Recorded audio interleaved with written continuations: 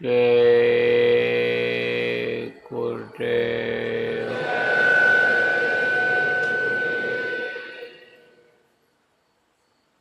जय गुरुदेव नाम किसका? जय गुरुदेव नाम किसका? प्रभु का पावन नाम,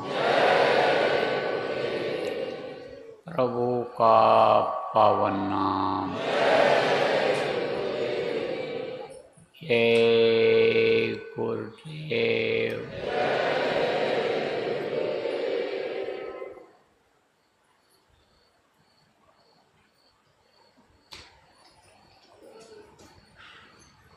सर्वशक्तिमान, सर्वत्र स्मरणीय, दाता दयाल, कृपा निधान परम पूज्य गुरु जी महाराज, उपस्थित सभी साधक, सत्संगी भाई प्रेमी बच्चों बच्चियों,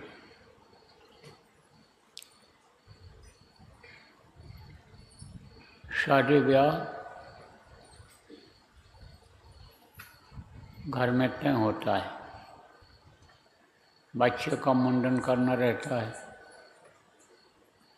तो उसका मुहूर्त निकलवाते हैं और मुहूर्त के हिसाब से करते हैं। जैसे जैसे दिन तारीख मुहूर्त का नज़दीक आता जाता है, आदमी का उत्साह बढ़ता चला जाता है। छोटे छोटे बच्चे उत्साह में आकर के उस समय का इंतज़ार करने लगते हैं कि हमारा भाई दूल्हा बनेगा, उसके बाद रात में हम जाएंगे।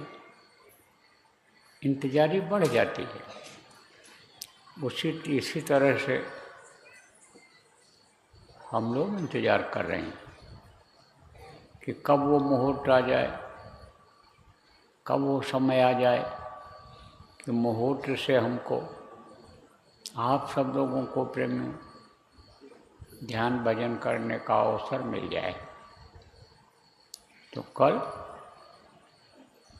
से लेकर के कल 17 मई 2025 से लेकर के 25 मई 2025 तक साधना करने का मुहूर्त है। और ये जो 5 दिन है 17 से 22 तक, ये ज़्यादा महत्वपूर्ण है अपने लोगों के लिए, विशेष रूप से अपने इस उज्जैन आश्रम के लोगों के लिए ज़्यादा महत्वपूर्ण है। क्यों? क्योंकि भंडारा आ जाएगा। भंडारे में भीड़ ज़्यादा आती है। उनकी व्यवस्था देखना, उनको कोई दिक्कत न होने पावे, पहले से जैसे चलता आ रहा है उस हिसाब से कुछ करना पड़ेगा। तो उस समय पर कितना समय मिल पाएगा, क्या रहेगा, ये भी देखना पड़ेगा।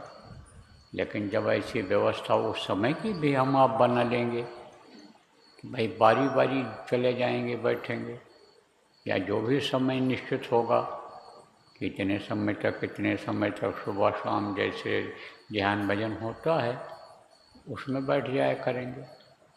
जो समय पर काम रहेगा उसको उस समय कर लेंगे लोग, तो दिन में बैठ जाया करेंगे। व्यवस्था तो हो जाएगी, लेकिन जब मन लग जाएगा। मन कब लगेगा? मन तो शुरुआत में ही लगेगा। शुरुआत से ही मन को लगाना रहेगा, और मन लग जाएगा तो फिर समय बर्बाद नहीं होगा। वो भी काम हो जाएगा और ये भी काम हो जाएगा।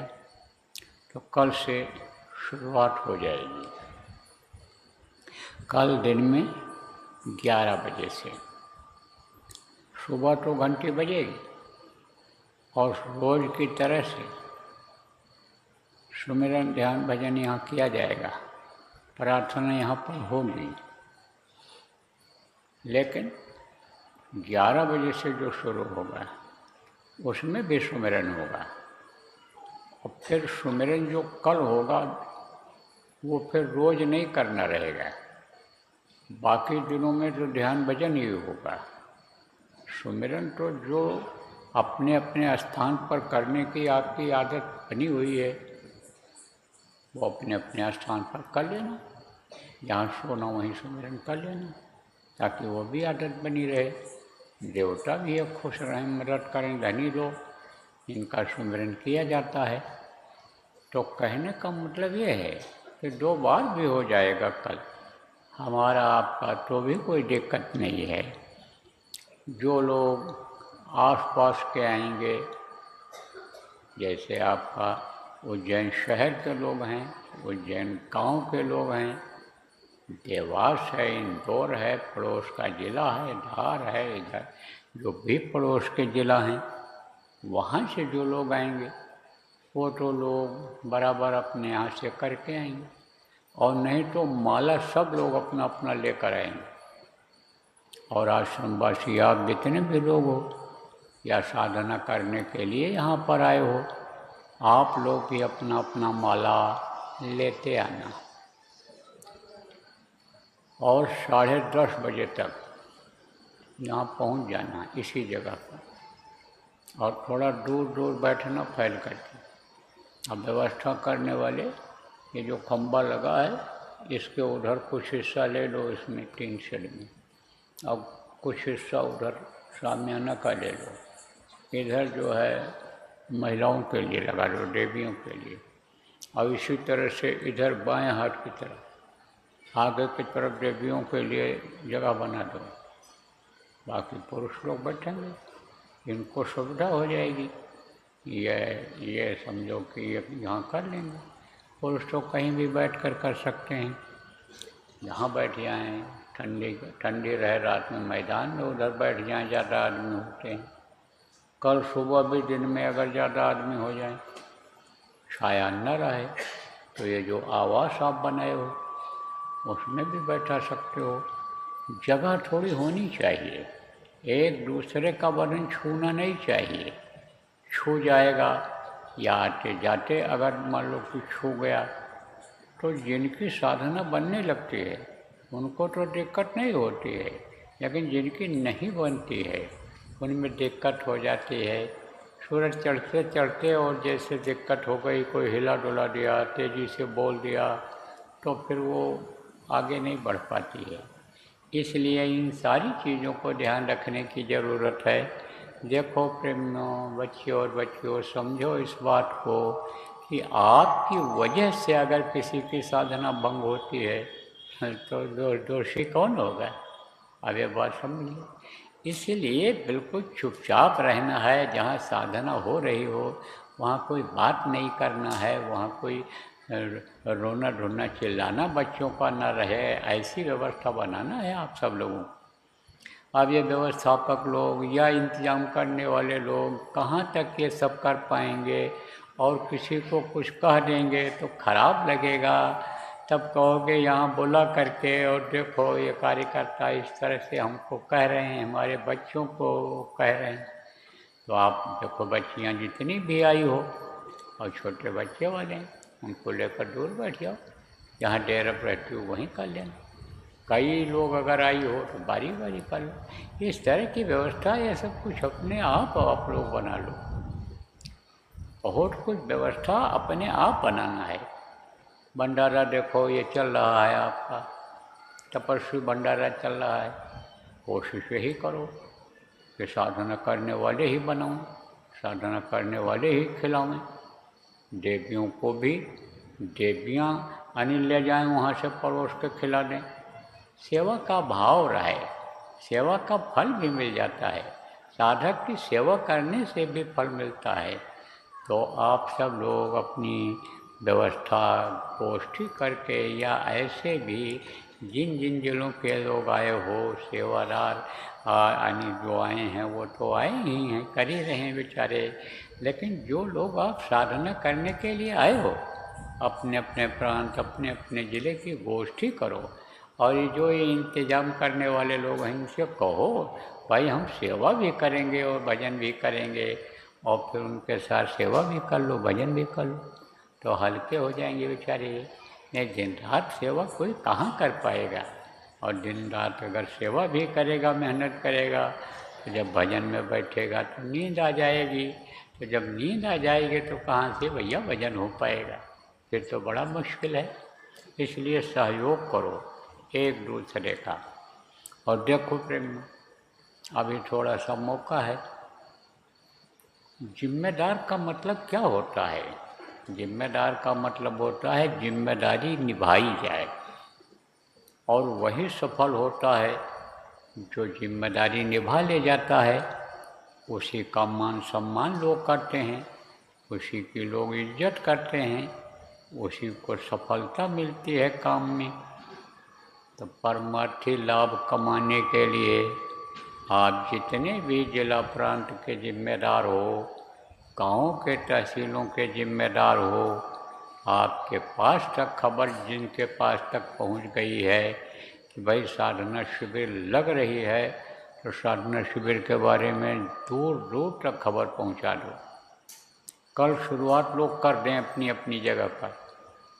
बहुत दूर के लोग उज्जैन अब नहीं पहुँच सकते, मान लो उज्जैन जिला के लोग हैं, आएंगे यहाँ बैठ कर के कुछ समय करके चले जाएंगे, आते जाते रहेंगे, दोनों काम कर सकेंगे, घर का भी काम कर लेंगे, बच्चों की देख रेख कर लेंगे, साधना कर लेंगे।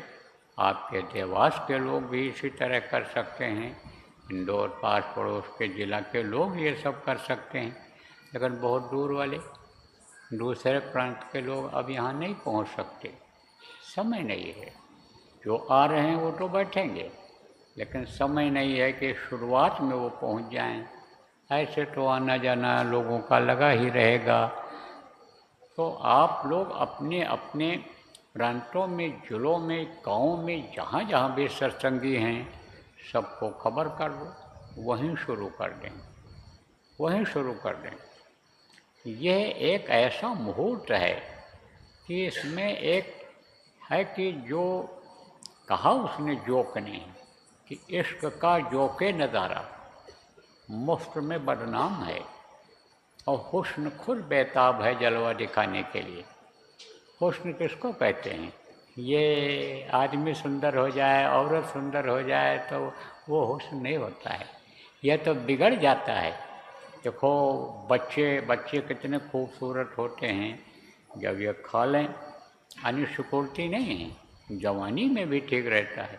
लेकिन वही जो सुंदरता है बच्चे की, वो बुढ़ापे में बिगड़ जाती है। लेकिन वो हुस्न एक जैसा रहता है, एक जैसा। आप फिर समझो वो जो प्रभु है, जो प्रभु के रूप में गुरु हैं, आप फिर समझो उनका रूप एक जैसा रहता है। आप कहोगे कि हमारे गुरु महाराज भी बुढ़े हो गए थे, लेकिन वो कौन गुरु थे? वो देह गुरु थे। देह गुरु और कंज गुरु दो होते हैं। कंज गुरु को इन बाहरी आँखों से नहीं देखा जा सकता है, वो तो जीवात्मा के आँख से ही देखे जाते हैं। उनका एक ही रूप होता है, वो सुंदरता उनकी बराबर बनी रहती है। तो वो जो गुरु महाराज का अंतर का रूप है वही है सुंदर। तो वो खुद हैं जलवा दिखाने के लिए, वो जलवा दिखाने के लिए बेताब हैं कि हम शरीर छोड़कर तो चले आए और राह बताकर तो चले आए हैं, लेकिन पार हम लगाने के लिए तुमको तैयार हैं। तो वो खुद बेताब हैं, यानी वो खुद चाहते हैं कि इधर ध्यान लगाओ और इधर आओ, हम जलवा दिखाते हैं, तुमको पहुंचाएंगे। तो ये ऐसा मौका है, इस मौके से आपको चूकना नहीं है। जिम्मेदारों को भी अपनी जिम्मेदारी निभाना है, खबर पहुंचाना है, व्यवस्था करवा देनी है लोगों की कि लोग करने लग जाएं, अपने अपने घरों में करने लग जाएं।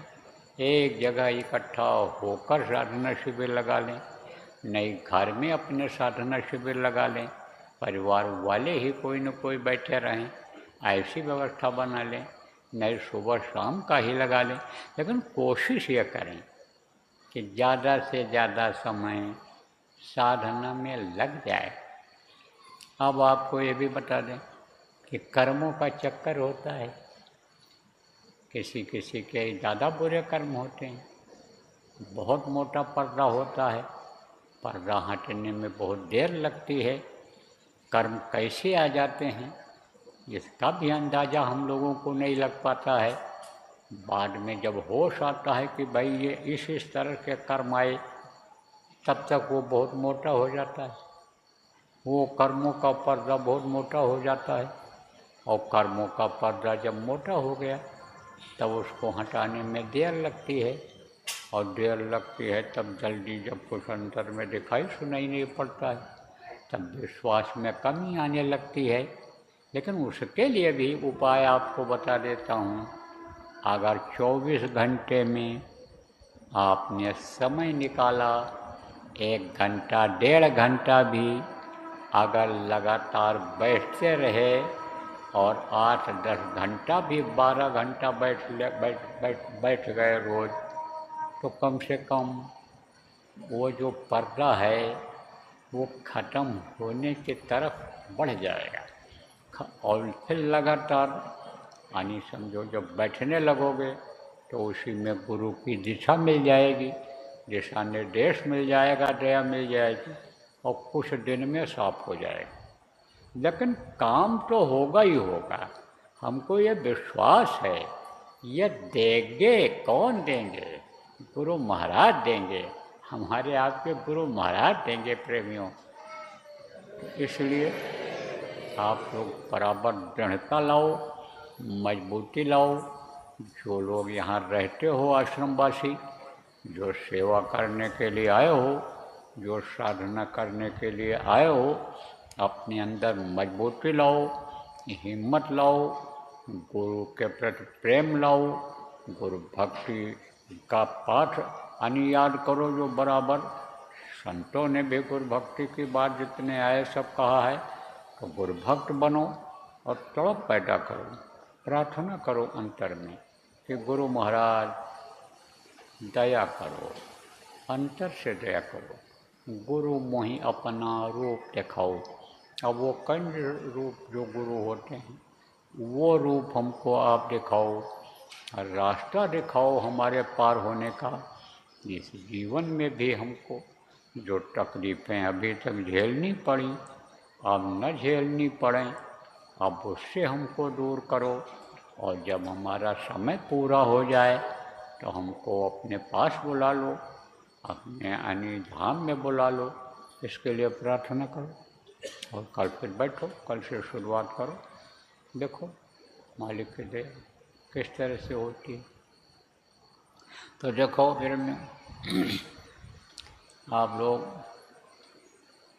तैयारी कर लो, और कल सुबह घंटी बजेगी, फिर यहाँ आ जाना, सुमरन ध्यान भजन होगा जैसे होता है रोज़ की बात।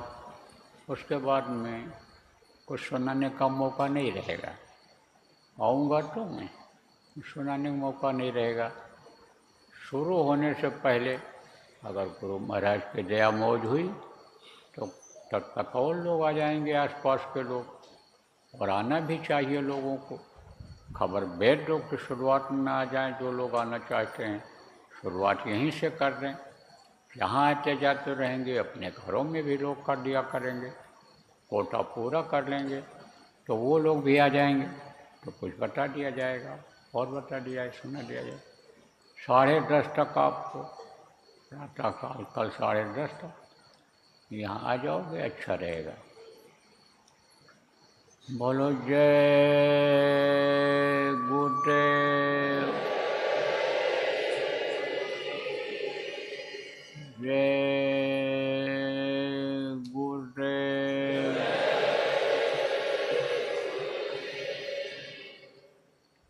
जय गुरुदेव, जय गुरुदेव, जय गुरुदेव,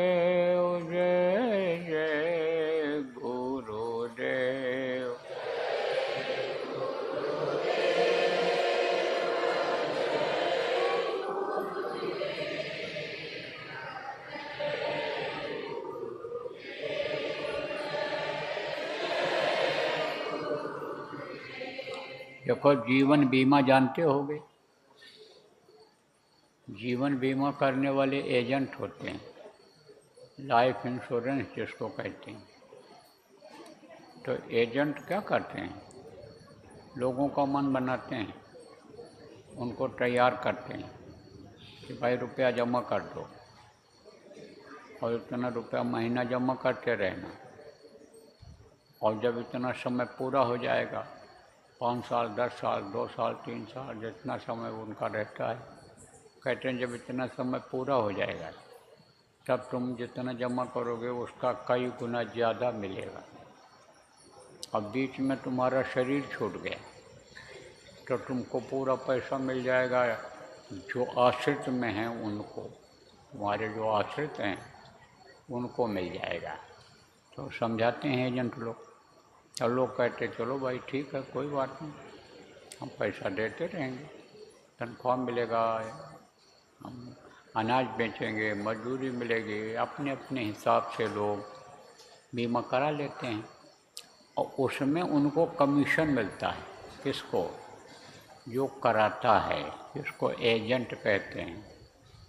अब एक की जगह अगर उन्होंने 100, 200, 500 लोगों का बीमा करवा दिया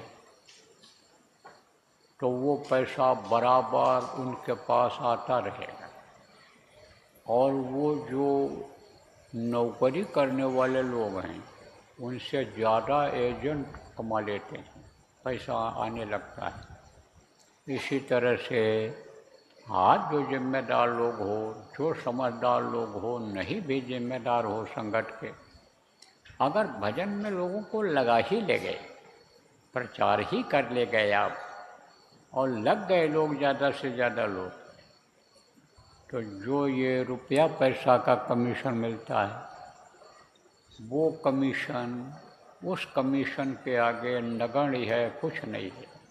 जो आपको अंतर में गुरु की दया मिलेगी, भजन की बरकत मिलेगी, इसलिए इसमें किसी भी तरह से चूकने की ज़रूरत नहीं है। बोलो जय गुरुदेव।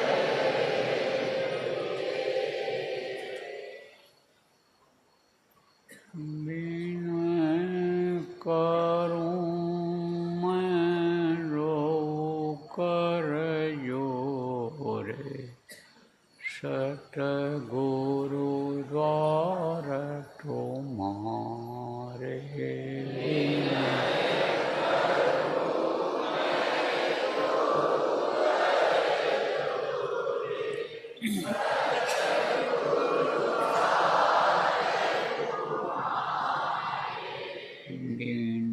घृत दीप आरती सायु, दो अखियाँ मझधारे,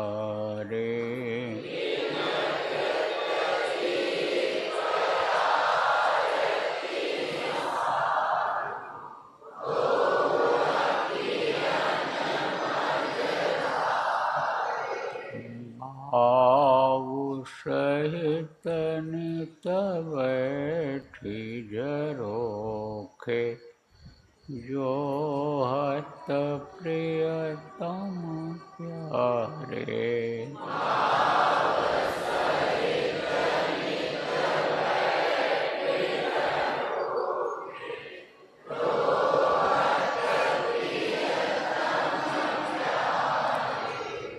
पग ध्वनि सुनो श्रवण ही अपने, मन के काज विसारे,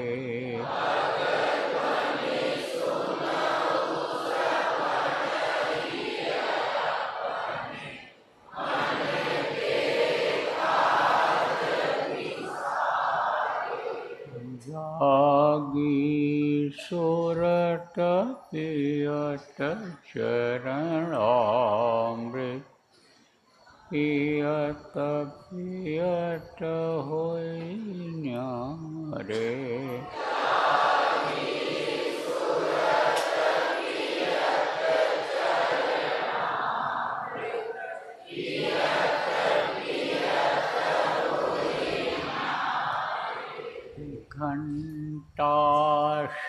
शङ्खमृदङ्गसरङ्गी वंशी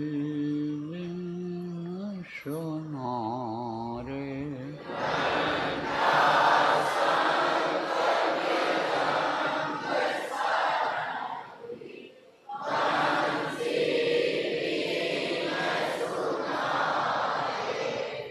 जय गुरुदेव आरती करते गावत जय जयकारे।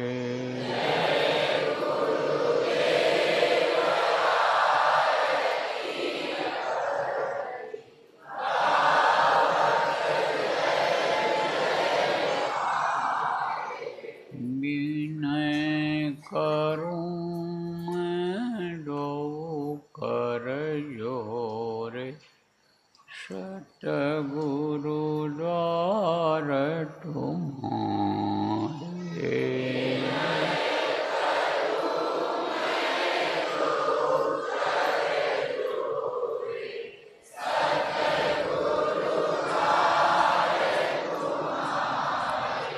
दाता द्वार तुम्हारे,